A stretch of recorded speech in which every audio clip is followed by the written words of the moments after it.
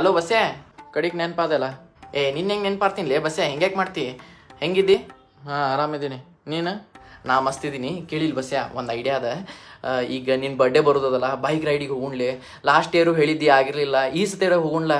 ನನ್ನ ಬರ್ಡೇ ನೆನಪದ ನಿನಗೆ? ಹ್ಞೂಲೇ, ಹಿಂಗ್ಯಾಕೆ ಮಾಡ್ತೀವಿ ಬಸ್ಸೆ? ನೋಡ್ಲಿ, ಬೈಕ್ ರೈಡಿಗೆ ಹೋಗೋಣ, ಮಸ್ತ್ ಪ್ಲೇಸಿಗೆ ಹೋಗೋಣ. ಕೇಳಿದ್ರೆ ನಾ ಗುಲಾಬ್ ಜಾಮೂನ್ ತಿನ್ನಂಗೆ ಅನಿಸ್ಲಿಕ್ಕತ್ತದ, ಅಷ್ಟು ಖುಷಿ ಅಲ್ಲಿಗತ್ತದ. ಹ್ಞೂಲೇ, ಅಲ್ಲಿ ಆದ್ರೆ ನನ್ನ ಕಡೆ ಬೈಕ ಇಲ್ಲಲ್ಲ, ಅವು ತೊಗೊಳೋದಿತ್ತು. ಆದ್ರೆ ಈ ಪ್ಲಾನ ಮಾಡಿಲ್ಲಲ್ಲ. ಈಗ ಹೊಸ ತೊಗೋಬೇಕಂದ್ರೆ ಎಕ್ಸ್ಪೆನ್ಸಿವ್ ಇರ್ತಾವ.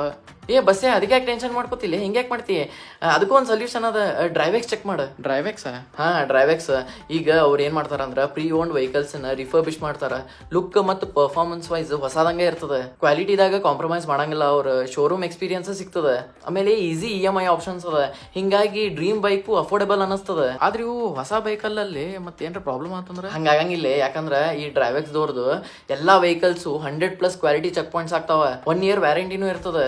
ಆಮೇಲೆ ಅವ್ರದ್ದು ಪೋಸ್ಟ್ ಸೇಲ್ ಸರ್ವಿಸಸ್ ಅವ. ಆಮೇಲೆ 3 day ರಿಟರ್ನ್ ಪಾಲಿಸಿನೂ ಅದ. ಅಲ್ಲಿ ಹೆಂಗ್ ನಂಬೇಕು? ಇವು ಬೈಕ್ ಪಾರ್ಟ್ಸ್ ಏನ್ರ ಚಲೋ ಇರ್ಲಿಲ್ಲ ಅಂದ್ರೆ ಇವ್ರದ್ದು ಟಾಪ್ ನಾಚ್ ಕ್ವಾಲಿಟಿ ಇರ್ತದಲ್ಲಿ. ಆತ್ ಬಿಡು, ಕನ್ವಿನ್ಸ್ ಆದೆ. ಈ ಸತಿ ಬರ್ಡೇ ಅನಾಹುತ ಇರ್ತದ. ಹ್ಞೂಲೇ, ಹೋಗೋಣ, ಮಜಾ ಇರ್ತದ. ಸ್ಫೂರ್ತಿ ನಿನ್ ಜೊತೆ ಮಾತಾಡೋದು ಬಿಟ್ಟಾಳೇನ್ಲಿ? ನಿಂಗೆ ಹೆಂಗ್ ಗೊತ್ತಾತ? ಅದಕ್ಕೆ ನನ್ನ ಜೊತೆ ಪ್ಲಾನ್ ಮಾಡಿಕತ್ತಿ ಅನ್ ಮಗನ. ಇಲ್ಲೇ ಹಿಂಗ್ಯಾಕ್ ಮಾಡ್ತಿ?